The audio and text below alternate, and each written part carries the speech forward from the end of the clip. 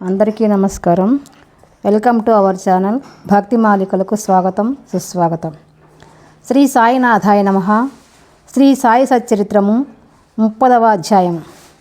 షిరిడీకి లాగబడిన భక్తులు కాకాజీ వైద్య, రహతా కుశాల్చంద్, పంజాబీ రామ్లాల్. ఈ అధ్యాయంలో బాబా షిరిడీకి ఈడ్చిన 2 భక్తుల వృత్తాంతము చెప్పుకొందము. దయామయుడు భక్తవత్సలుడును అగు శ్రీ సాయికి నమస్కారము. వారు దర్శనమాత్రముననే భవసాగరమును తరింపజేసి మన ఆపదలను బాపెదరు. వారు నిర్గుణ స్వరూపులైనను భక్తులు కోరుటచే సగుణ స్వరూపము వహించిరి. భక్తులకు ఆత్మసాక్షాత్కారము కలిగించుటే మహాత్ముల కర్తవ్యం. అది యోగీశ్వరుడైన సాయినాథునకు ముఖ్యతమమైనది, తప్పనిసరి అయినది. వారి పాదములను ఆశ్రయించిన వారి పాపములెల్ల నశించును. అట్టి వారి ప్రగతి నిశ్చయము. వారి పాదములు స్మరించుచు పుణ్యక్షేత్రముల నుండి బ్రాహ్మణులు వచ్చి వారి సన్నిధిలో వేదశాస్త్రములు పారాయణ చేసి గాయత్రీ మంత్రమును జపించెదరు. దుర్బలులము పుణ్యహీనులము అగుటచే భక్తి అనగానేమో మనకు తెలియదు. మనకింత మాత్రము తెలియను. ఇతరులు మనల్ని విడిచిపెట్టినప్పటికీ బాబా మాత్రము మనల్ని విడవరు. వారి కృపకు పాత్రులైన వారు కావలసినంత శక్తి, జ్ఞానము, నిత్యానిత్య వివేకములను పొందెదరు. భక్తుల కోరికలను పూర్తిగా గ్రహించి సాయి వానిని నెరవేర్చును. అందుచేత ఎవరికి కావలసినవి వారు పొంది కృతజ్ఞతతో ఉండెదరు. కానీ మేము వారికి సాష్టాంగ నమస్కారము చేసి వేడుకొనుదము. మా తప్పులన్నీ క్షమించి సాయి మా ఆరాటములన్నీ బాపుగాక. కష్టముల పాలై సాయిని విధముగా ప్రార్థించు వారి మనస్సు శాంతించి బాబా కటాక్షముచే వారు సంతుష్టి నందెదరు. దయాసముద్రుడగు సాయి కటాక్షించుటచే హేమాడ్ పంతు ఈ గ్రంథమును వ్రాయగలిగినని చెప్పుకొనెను. లేకున్నచో తనకు గల యోగ్యత ఎంత, ఎవరు ఇంత కఠినమైన పనికి పూనుకొనగలరను అనెను. శ్రీ సాయి ఈ భారమంతయు వహించుటచే హేమాడ్ పంతుకు కష్టము గాని శ్రమ గాని కానరాకుండెను. తన వాక్కును కలమును కూడా ప్రేరేపించుటకు శక్తివంతమగు జ్ఞానమనే వెలుతురుండగా అతడు సంశయము గాని ఆరాటము గాని పొందనేలా. అతడు వ్రాసిన ఈ పుస్తక రూపమున శ్రీ సాయి అతని సేవను గైకొనెను. ఇది అతని గత జన్మల పుణ్య పరంపరచే ప్రాప్తించెను. కావున అతడు అదృష్టవంతుడనియు పుణ్యాత్ముడనియు అనుకొనెను. ఈ క్రింది కథ సాధారణ కథ కాదు, స్వచ్ఛమైన అమృతము. దీనిని ఎవరు త్రాగెదరో వారు సాయి మహిమను, సర్వాంతర్యామిత్వమును తెలుసుకొందురు. వాదించువారు, విమర్శించువారు ఈ కథలను చదువనక్కరలేదు. దీనికి కావలసినది అంతులేని ప్రేమ, భక్తి, వివాదము కాదు. జ్ఞానులు భక్తి విశ్వాసములు గలవారు లేదా యోగుల సేవకులము అనుకునివారు ఈ కథలను ఇష్టపడి మెచ్చుకొనెదరు. తదితరులు కాకమ్మ కథలు అనుకుందురు. అదృష్టవంతులు అయిన సాయి భక్తులు సాయి లీలలను కల్పతరువుగా భావించెదరు.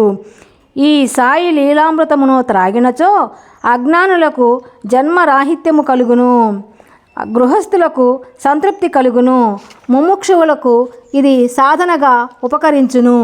ఇక ఈ అధ్యాయములోని కథను ప్రారంభించదము. కాకాజీ వైద్య. నాసిక్ జిల్లా వణిలో కాకాజీ వైద్య అనువాడు ఉండెను. అతడు అచటి సప్తశృంగి దేవతకు పూజారి.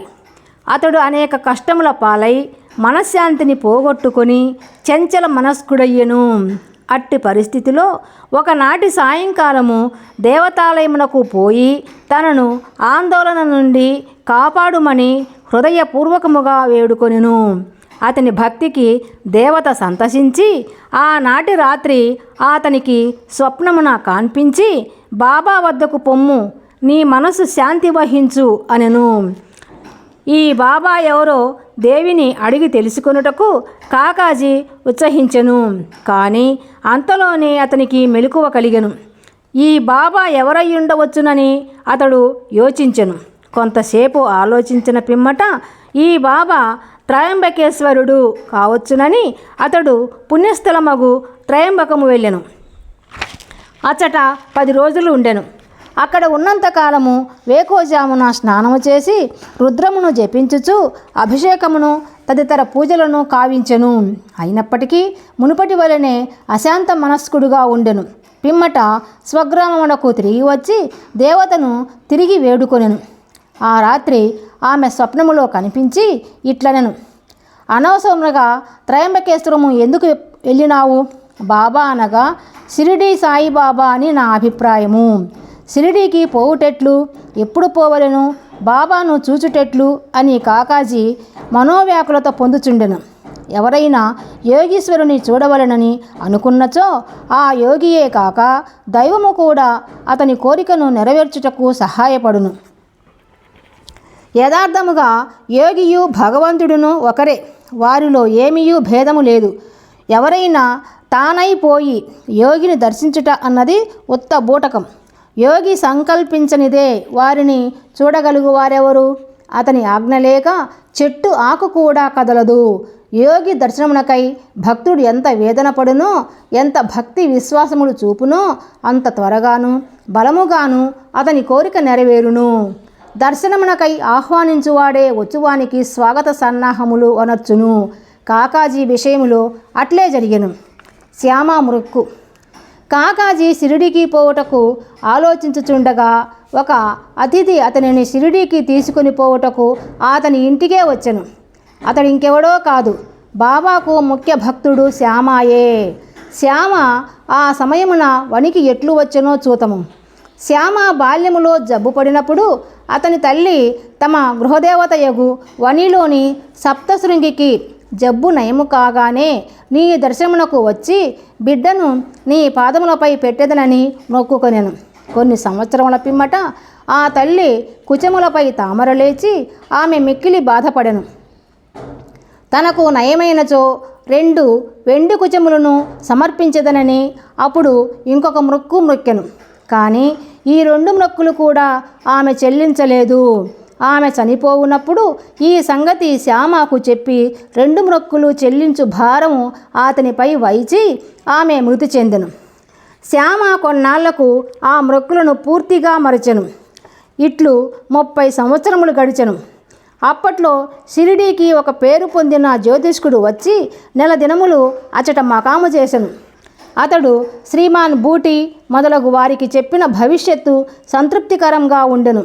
శ్యామ తమ్ముడు బాపాజీ జ్యోతిష పండితుని సంప్రదించగా అతడు తల్లి మొక్కులు చెల్లించకపోవడచే వారికి కష్టములు సప్తశృంగి దేవత కలుగజేయుచున్నది అనెను. బాపాజీ ఈ సంగతి శ్యామకు తెలియపరచెను. అప్పుడు శ్యామకు సర్వము జ్ఞప్తికి వచ్చెను. ఇంకను ఆలస్యము చేసినచో హానికరమని ఎంచి శ్యామ ఒక కంసాలిని పిలిచి 2 వెండి కుచములను చేయించెను. మసీదుకు పోయి బాబా పాదములపై పడి 2 కుచములను అచట పెట్టి తన మొక్కులను చెల్లజేయుమని, బాబాయే తన సప్తశృంగి దేవత అగుటచే వానిని ఆమోదించుమని వేడెను. నీవు స్వయముగా పోయి సప్తశృంగి దేవతకు మొక్కును చెల్లింపుమని బాబా నిర్బంధించెను. బాబా ఊదిని ఆశీర్వాదమును పొంది శ్యామ వని పట్టణమునకు బయలుదేరెను. పూజారి ఇల్లు వెదుకుచూ తుదకు కాకాజీ ఇల్లు చేరెను. అప్పుడు కాకాజీ షిరిడీకి పోవలనని గొప్ప కుతూహలముతో ఉండెను. అట్టి సమయములో శ్యామ వారింటికి వెళ్ళెను. ఇది ఎంత ఆశ్చర్యకరమైన కలయికయో చూడుడు. మీరెవరు, ఎచ్చటి నుండి వచ్చినారని కాకాజీ అడిగెను. మాది షిరిడి. నేను సప్తశృంగికి మొక్కు చెల్లించుటకు ఇక్కడికి వచ్చినాను అని శ్యామ అనెను. షిరిడి నుంచి వచ్చినని తెలియగానే శ్యామను కాకాజీ కౌగలించుకొనెను. ప్రేమచే మైమరచెను. వారి సాయి లీలలు కూర్చి ముచ్చటించుకొనిరి. శ్యామ మొక్కులన్నీ చెల్లించిన పిమ్మట వారిద్దరూ షిరిడీకి బయలుదేరిరి.